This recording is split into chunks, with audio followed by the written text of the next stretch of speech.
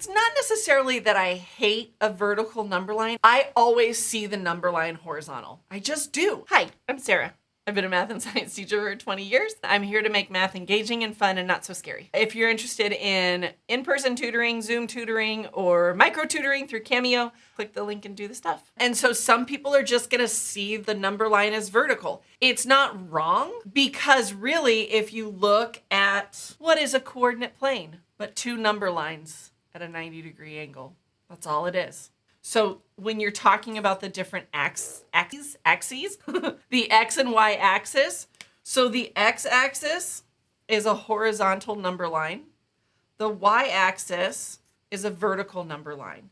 And what you're looking at is a coordinate point, like here. It's giving you that location for where it would be in the horizontal and where it would be in the vertical. Right? So this point here is 1, 2, 3, 4 on the horizontal. So that's 4.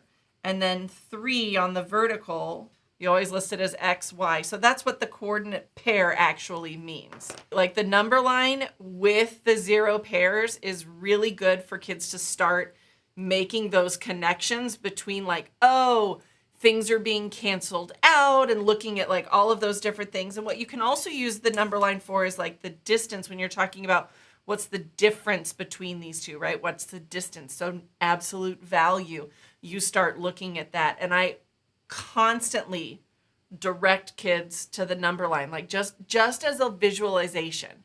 Okay. And I'll look out during quizzes and tests too. And a lot of times I'll see somebody like, 1, 2, 3. They're just checking their work.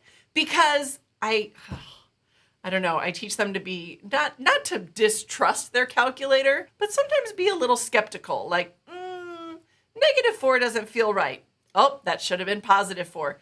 You know, just double checking with these tangible things, right? And if a kid asked me for 0 pairs and for manipulatives to use during their quiz, absolutely. Why would I not let them work with something with their hands if that's going to help them understand it? It's really hard to cheat using manipulatives on a quiz.